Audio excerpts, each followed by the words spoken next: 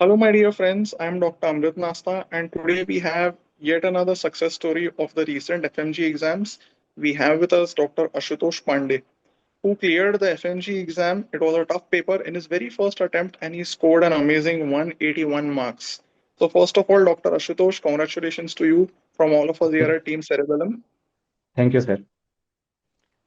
So, Dr. Ashutosh, this interview is basically so that students who are your juniors who will be appearing for the exam, they should get an idea.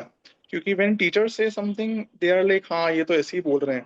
Maybe if they listen to you, they will believe us and they will get some vital advice. So I would like to hear about your journey basically for them. So just tell me a little bit from where you did your MBBS, how did you start your preparation for FMG? Sir मैंने अपनी MBBS Almaty Kazakhstan Kazakh national medical university से किया। हम्म, और presently मैं यहाँ पे अभी internship ही कर रहा हूँ और मैं हाँ, अलमाटी में ही हूँ। और सर बस मैं एफएमजी एग्ज़ाम देने के लिए आया था 2 दिन, क्योंकि उस समय हमारा विंटर ब्रेक चल रहा था। Sir okay. मैंने प्रिपरेशन तो स्टार्ट सर 5th ईयर के स्टार्टिंग से कर दी थी। लाइक फ्रॉम हम्म, जैन 2025 से मैंने प्रॉपर सीरियसली प्रिपरेशन शुरू कर दी थी। उसके पहले हम्म, तक मैं नॉर्मल कॉलेज के एग्जाम के लिए या फिर प्री क्लिनिकल सब्जेक्ट्स की बुक्स मैंने पढ़ी थी, लेकिन हम्म, सीरियस प्रिपरेशन मैंने जैन से शुरू की थी। फिर मैंने जैन से एक बार मिशन प्रॉपर देखा था। फिर उसके हम्म, बाद बीच में लाइक मुझे इंटर्नशिप के लिए आना था, तो 1-2 मंथ का ब्रेक हो गया था due to visa and all this thing.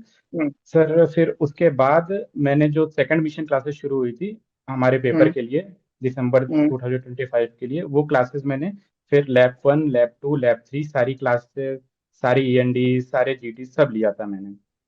तो आपने ये मैनेज कैसे करा to also do internship, do mission classes, study? थोड़ा हेक्टिक हुआ होगा. यस सर, हेक्टिक हुआ था, लेकिन सर फिर टाइम हमने कुछ यहाँ पे टीचर से भी बात की। और हम्म, फिर बाकी मिशन क्लासेस है सर, लाइक किसी दिन इंटर्नशिप की क्लासेस ज़्यादा लंबी है तो मैंने रिकॉर्डेड देख लिया, या फिर ओके. क्लास। और जैसे सर क्वेश्चंस है, जैसे लेट नाइट पीवाईक्यू है, वो मैं डेली दिन में करता था, या तो अपनी इंटर्नशिप पीरियड ड्यूटी टाइम पे और वाइल ट्रैवलिंग। तो आप जो मिशन क्लासेस होते थे उसमें आप नोट्स कैसे बनाते थे? Would you make your own notes या आपने क्यूआर नोट्स यूज करे? क्योंकि स्टूडेंट्स को ये बहुत डिफिकल्टी आती है कि हम नोट्स कैसे बनाएं और पढ़ाई कैसे करें. नो सर, मैंने अपने सारे नोट्स 90% खुद से बनाए थे। Like hmm, 10 subject I guess workbook, और सर अदर्स हम्म. मैंने खुद से एनोट किए थे। अच्छा. और वो रिवाइजेबल था, वो आपको एडिक्वेट लगा? क्योंकि स्टूडेंट्स ना 10 जगह से चीजें जमा करते हैं. आपको पता है पीडीएफ का कितना शौक है लोगों को, 10 जगह से जमा करेंगे. आप बोल रहे हो आपने मिशन पे रिलाई करा. Do you think that was adequate? Sir more than enough. Like sir आपके क्लास में आप हमेशा बोलते थे कि 30 क्वेश्चन आएंगे, मेरे नोट से आपके 26 to 28 से ही होंगे। आप कुछ हम्म, और पढ़ लोगे तो एक क्वेश्चन ज्यादा सही हो जाएंगे। और सर जो हम्म, आपका नोट्स था I guess 150 to 200 pages. Sir हम्म. उसके बाहर एक या दो क्वेश्चन आया होगा मैक्सिमम। ओके. तो मेनली स्टूडेंट्स को फोमो के पीछे नहीं भागना चाहिए, ये एक इम्पोर्टेंट चीज है. सर आई गेस किसी को भी अपना सोर्स चेंज नहीं करना चाहिए, उसने जिस टीचर से पढ़ लिया उस पे उसे हम्म, स्टिक होना चाहिए। जी. और एक और चीज मुझे स्टूडेंट्स बोलते हैं about GT. Did you give GTs? क्योंकि उनको फियर रहता है कि अगर मेरे जीटी में कम मार्क्स आए, मेरा मोरल डाउन हो जाएगा, फिर मैं पढ़ ही नहीं पाऊंगा. तो what was your take and your GT experience? Sir regarding GT sir, if I will tell sir, in 10th October मेरा जीटी का स्कोर 116 था। 116? Sir no one can believe I will score 181। Right. But sir फिर मैंने एक बार पढ़ रखा था, मैंने सारे सब्जेक्ट वापस से अपने नोट से रिवीजन किया। जो डाउट थे हम्म, मैंने टीचर्स के वापस से सेम वीडियो देखे हैं। और हम्म. आई गेस 15 डेज बाद वापस से मैंने जीटी दिया और वो मेरे स्कोर 160 हो गए थे। और आपने अंदाज से कितने जीटी दिए होंगे, मॉक्स वगैरह भी दिए होंगे, and do you think they sir help? मैंने जीटी सेरेबलम के सारे दिए थे, all platform. Sir other platform के भी जो फ्री होते थे वो मैं दे देता था।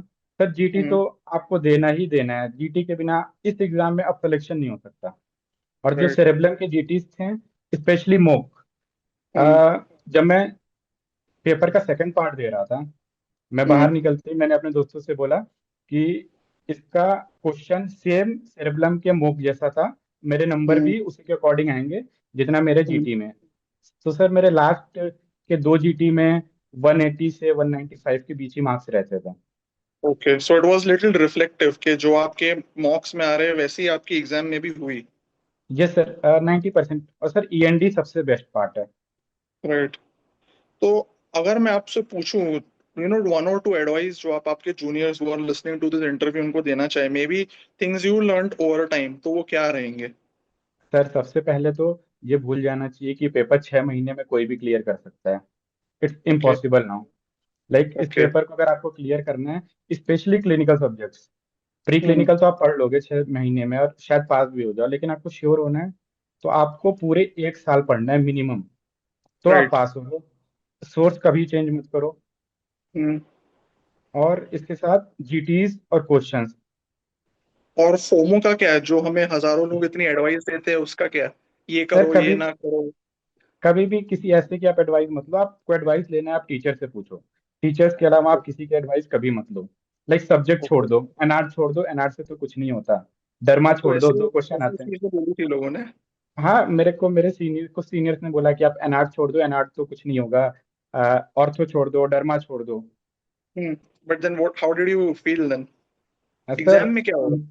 सर एग्जाम में तो सर मैंने सारे सब्जेक्ट के PYQ 3 टाइम्स किए थे। हाँ। तो सर मुझे सबसे ज्यादा फायदा PYQ का इसलिए हुआ कि लाइक मेरे मिनिमम 30 मिनट तो मुझे एक्स्ट्रा मिल गए, क्योंकि जो PYQ थे पेपर में 30 या 40 PYQ ही थे, पर वो 30 40 PYQ मैंने मैक्स टू मैक्स 5 या 10 मिनट में कर दिए होंगे। फिर वो अच्छा। एक्स्ट्रा टाइम मिल गया।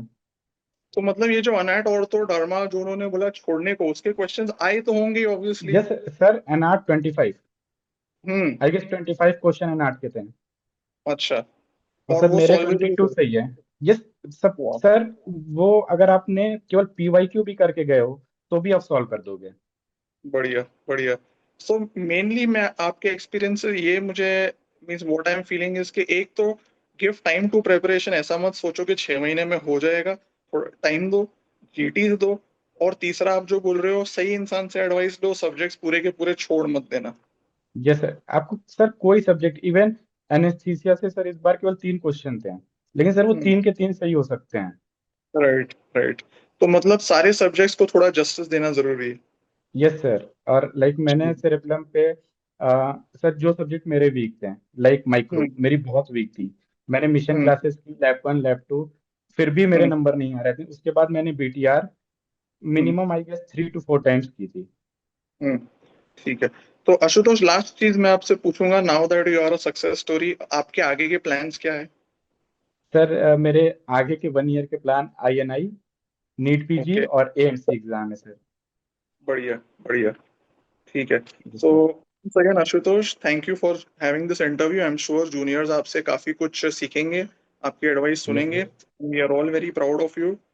Keep at yes it, sir. Keep be the way you are, और ऐसे ही चलते रहो तो आप आगे और भी एग्जाम्स क्रैक करेंगे। Yes sir, thank you. Sir last चीज, लाइक मैं आपके टीचिंग के स्टाइल से बहुत ज्यादा इम्प्रेस था। लाइक सर वो 200 पेज की सर्जरी, मतलब, और सर वो जो क्लिनिकल थिंकिंग थी, लाइक बेस्ट था sir. Thank you so much. नहीं, लाइक मेरी आपकी मेडिसिन वीक परफॉर्मेंस थी। ही हमारे लिए एक प्रकार का रिवैलिडेशन है कि कुछ तो फायदा हो रहा है स्टूडेंट्स को। Yes sir. सर लाइक जी। मेरी मेडिसिन वीक थी, इसलिए मैंने सर्जरी और OBGY पे बहुत मेहनत की थी। जी जी बढ़िया। So thank you so much Ashutosh, all the best to you from all of us here at team Cerebellum. Okay take sir, care. Thank you sir. Thank you sir. Thank you.